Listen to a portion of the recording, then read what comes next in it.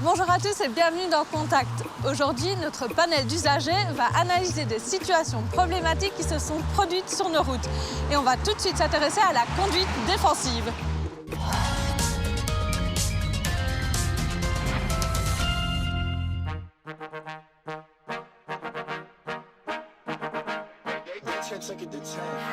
Pour limiter les risques d'accident, on conseille de conduire de manière défensive.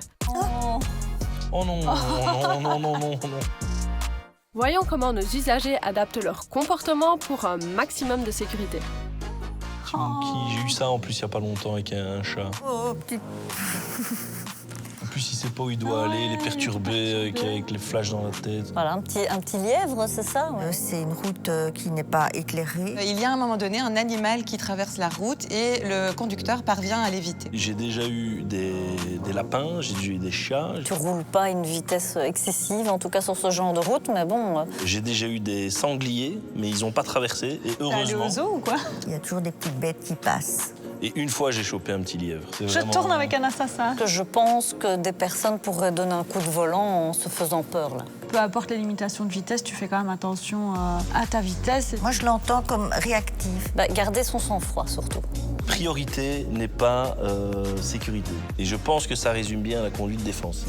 Conduire de manière défensive, c'est anticiper, par exemple en adaptant sa vitesse aux circonstances, évaluer les comportements des autres et les éléments qui pourraient survenir sur la route et adopter les bons comportements, freiner ou accélérer selon les situations. Ça permet d'améliorer la sécurité routière, de fluidifier le trafic, ça permet aussi d'être moins stressé au volant et de faire des économies en carburant, puisque quand on conduit de manière souple, qu'on évite les freinages et les accélérations brusques, on utilise moins de carburant et donc on fait des économies.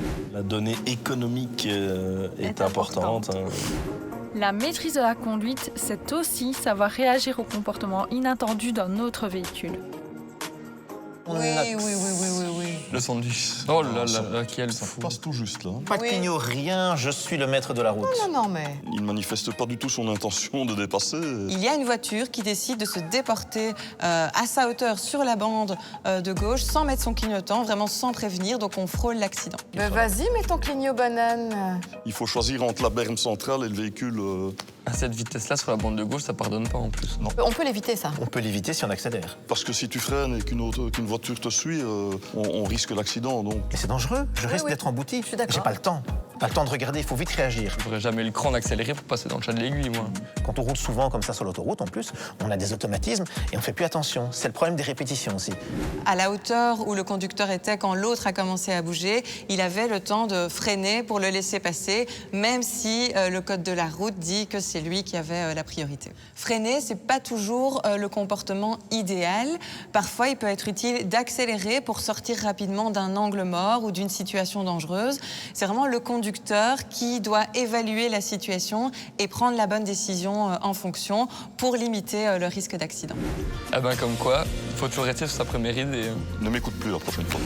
Et voilà, notre émission est déjà terminée pour aujourd'hui, mais vous pouvez toujours nous envoyer vos vidéos en scannant le QR code qui s'affiche juste au bas de votre écran. Nous les analyserons lors d'un prochain épisode de Contact.